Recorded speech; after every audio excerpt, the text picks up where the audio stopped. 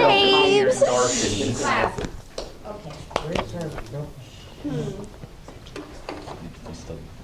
Help me welcome my friend.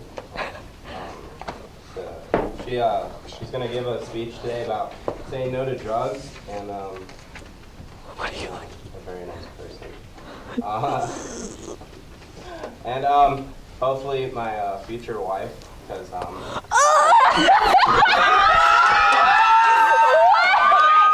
You have to get on one knee though. I guess.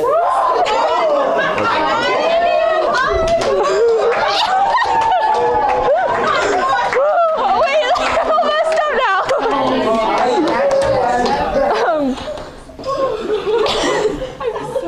Congratulations! Thanks, Sophie. I have to remember the opening now. Okay. Whew. Okay. She's all flustered. Are we good? Are you? September 18, 1970, Kensington, London, United Kingdom.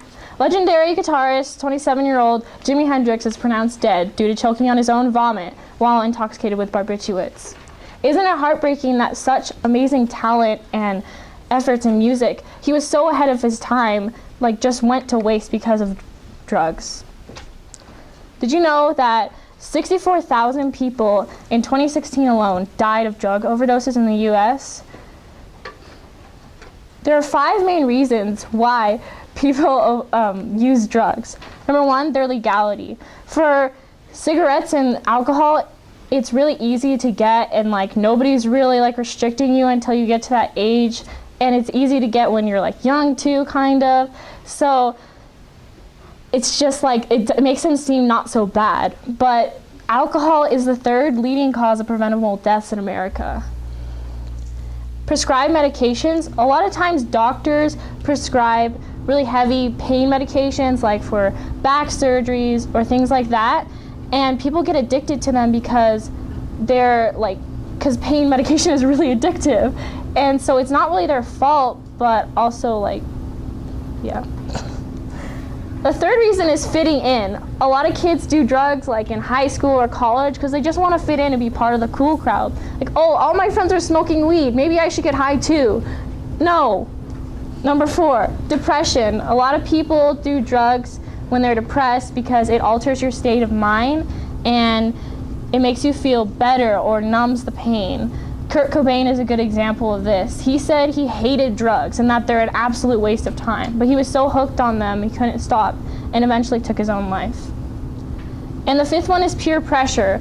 A lot of people get into drugs because their friends are pressuring them to do them, which if that's happening, you should probably make some new friends that respect your decisions. Now, if you know someone who is struggling with drug use, there's some things you can do to help them. Number 1, you need to figure out whether they're experimenting or if they're actually addicted.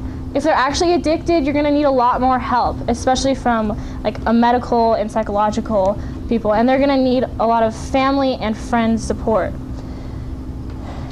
Addiction is a brain disease, so you need to remember that you're going to need medical professionals. You can't do this on their own, and neither can they, especially when it's with hard drugs that have really dangerous withdrawals. Remember, you have to be patient and supportive.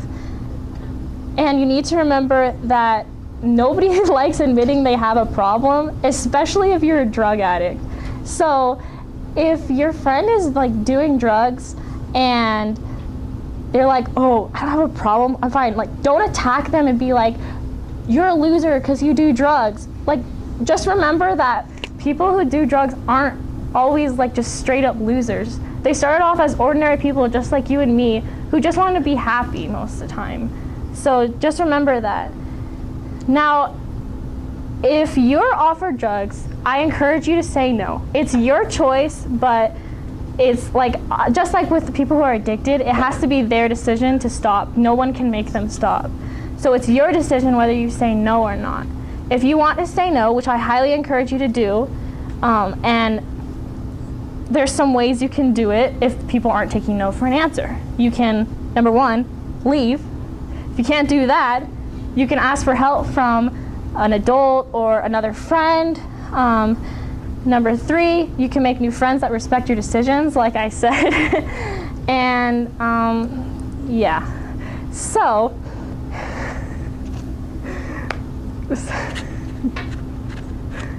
April 24, 2018, Cal Mesa, California, United States. Make the decision today. Say no to drugs.